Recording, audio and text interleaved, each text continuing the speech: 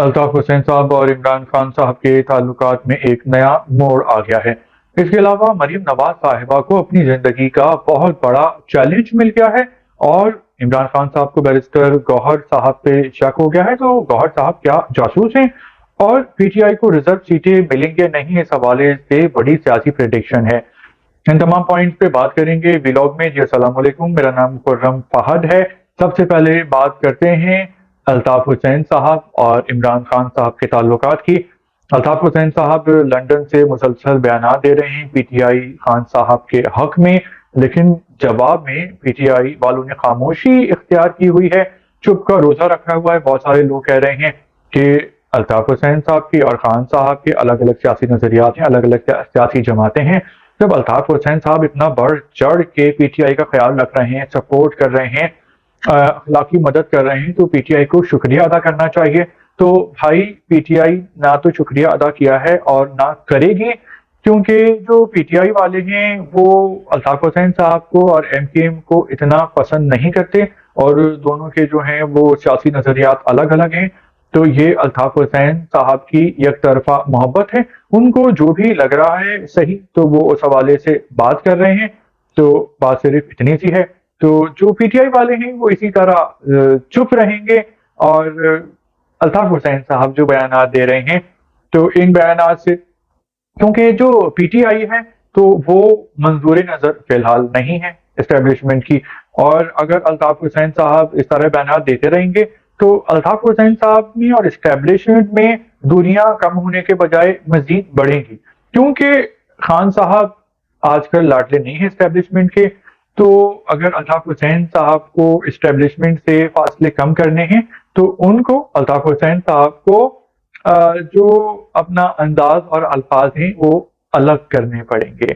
P T I کی حمایت سے الطاف حسین صاحب کی بھی سیاسی مشکلات میں اور زیادہ اضافہ ہو سکتا ہے، کیونکہ الطاف حسین صاحب واپس سیاست میں انوالو ہونا چاہتے ہیں، پاکستان کی سیاست میں حصہ لینا چاہتے ہیں، لیکن ان کی جو پالیسی ہے تو وہ فی الحال چل رہی ہے اینٹی اسٹیبلشمنٹ۔ اب مستقبل میں کیسی ہوگی یہ ہم دیکھتے ہیں، کیونکہ سیاست میں اتار چڑھاؤ آتے رہتے ہیں اور کوئی بھی بات ختم ہی نہیں ہوتی ہے۔ اس کے علاوہ 3 مارچ کو ہونے والے ہیں پی ٹی آئی کے انٹرا پارٹی الیکشن، اور خان صاحب نے بیرسٹر گوہر کے بجائے چیئرمین کے لیے بیرسٹر علی ظفر کو نامزد کر دیا ہے۔ اس کی وجہ یہ ہے کہ خان صاحب کو بیرسٹر گوہر صاحب کا انداز پسند نہیں آ رہا ہے۔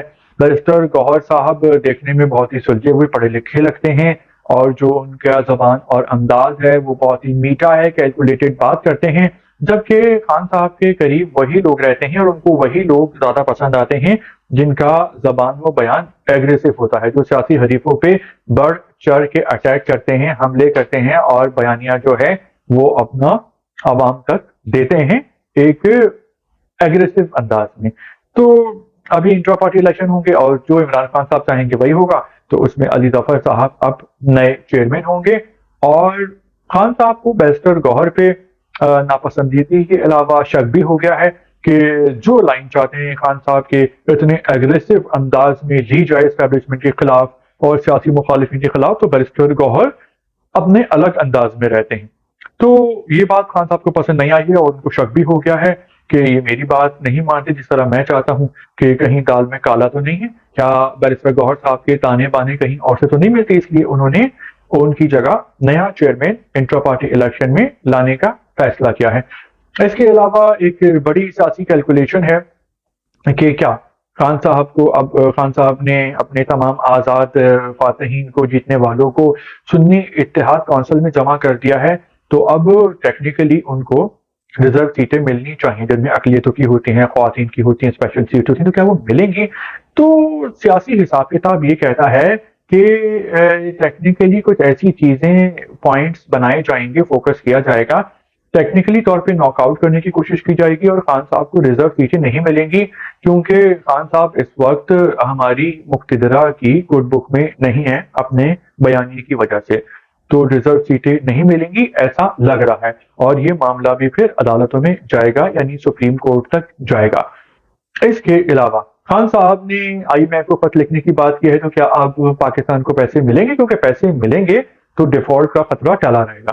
تو اس حوالے سے خیال یہ ہے کہ جیسے ہی حکومت کی تشکیل ہو جائے گی اور وزراء وزیر اعظم وغیرہ حلف اٹھا لیں گے تو اس کے 15 دن بعد جو ہے وہ آئی ایم ایف پاکستان کو پیسے دینے کا پروسیس شروع کر دے گا اور پیسے مل جائیں گے. لیکن اصل بات پیسے ملنا نہیں ہے، کیونکہ بہت ہی اسٹرانگ اپوزیشن ہوگی خان صاحب کی اس حکومت کو. اور اگر یہ حکومت 1-2 سال میں ہی ختم ہو جاتی ہے اور نئے الیکشن آج ہو جاتے ہیں تو خان صاحب کو اس بار سے بھی زیادہ ووٹ ملے گا اور اگلے وزیر اعظم خان صاحب بن جائیں گے.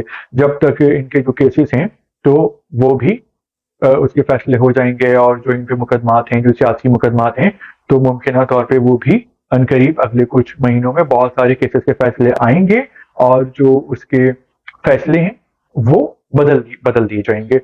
تو اگر یہ حکومت 1-1.5 سال میں ختم ہو جاتی ہے تو خان صاحب کو فائدہ ہوگا، کیونکہ خان صاحب اس حکومت کو چلنے نہیں دیں گے، بہت سی مشکلات پیدا کریں گے. اور اگر یہ حکومت 3 سال نکال لیتی ہے تو چوتھے اور 5ویں سال جو ہے پھر شاید عوام کو آسانیاں ملنا شروع ہوں گی اور پھر ان کا ووٹ بینک بھی بڑھے گا. پی ڈی ایم کی حکومت ہے، خاص طور پہ نون لیگ کا. اور اگر پہلی حکومت ختم ہو جاتی ہے تو نون لیگ کا اگلے الیکشن میں مقبولیت اور ووٹ بینک اور کم ہو جائے گا، کیونکہ پاکستان آئی ایم ایف سے قرض لے گا حکومت بناتے ہی اگلے کچھ دنوں میں، اور آئی ایم ایف پروگرام میں ان کو بہت ہی مشکل فیصلے کرنے پڑیں گے، جس سے مہنگائی میں اضافہ ہوگا. مہنگائی میں اضافہ ہوگا تو عوام جو ہے وہ لعنت ملامت کریں گے نون لیگ والوں کو کہ وزیر اعظم ان کا ہے، اور پیپلز پارٹی اپنا صدر بھی بنا لے گی اور وفاقی کابینہ میں بھی آ جائے گی پیپلز پارٹی. دیکھیں جو سارا نزلہ ہے، سارا ملبہ ہے، جو ساری پھٹکار ہے وہ نون لیگ کو ملنے والی ہے. تو پیپلز پارٹی نے بڑی زبردست سیاست کی ہے، سیاسی طور پہ انہوں نے اپنے آپ کو بچا لیا ہے. اگلے الیکشن میں بھی، اگلے الیکشن میں سندھ پیپلز پارٹی کا ہی ہوگا. تو مسلم لیگ نون کے لیے بہت بڑا چیلنج ہے اگر ان کے لیے 5 سال پورے کرنا، کیونکہ خان صاحب کے ہوتے ہوئے 5 سال پورے کرنا بہت ہی مشکل ہو جائے گا. اسی طرح جو مریم نواز صاحبہ ہیں، تو مریم نواز صاحبہ وزیر اعلیٰ پنجاب بننے والی ہیں، اور وہاں پہ ان کو زندگی میں پہلی بار وہ وزیر اعلیٰ پنجاب بن رہی ہیں. اور بہت بڑا چیلنج ہے کیونکہ اپوزیشن میں خان صاحب ہوں گے، پی ٹی آئی ہوگی، اور ان کی یہی کوشش ہوگی کہ مریم نواز صاحبہ کو ناکام کیا جائے. اور اگر وہ ناکام ہو گئی ہیں اپنے پہلے ہی چیلنج میں، پہلے ہی ٹارگٹ میں، تو ان کے سیاسی کیریئر پہ داغ لگ جائے گا. تو مریم نواز صاحبہ نے وزیر اعلیٰ پنجاب بننے کا فیصلہ کیا ہے. یہ ان کے لیے آر یا پار والا معاملہ ہے، کیونکہ خان صاحب بیانیہ بنانے میں اور اس کو سوشل میڈیا کے تھرو اپنے چاہنے والوں میں یوتھ تک پہنچانے کے ماہر ہیں. تو اور اس حوالے سے پیپلز پارٹی اور مسلم لیگ نون بہت پیچھے ہیں خان صاحب سے، سوشل میڈیا میں کیمپیننگ کرنے کے حوالے سے، سوشل میڈیا کا استعمال کرنے کے حوالے سے. تو مریم نواز صاحبہ کی زندگی کا ان کو سب سے بڑا چیلنج مل گیا ہے.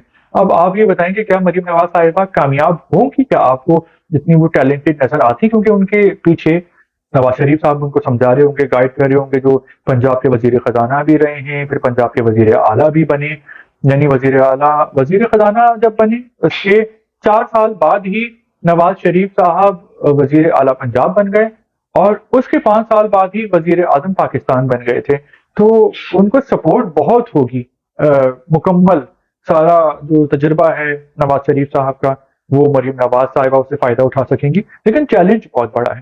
تو ویلاگ کے بارے میں آپ کی کیا رائے ہے؟ آپ کر سکتے ہیں. اس کے علاوہ آپ ویلاگ کو، چینل کو سبسکرائب کرتے ہیں، لائک کرتے ہیں، شیئر کرتے ہیں. بہت بہت شکریہ آپ کا.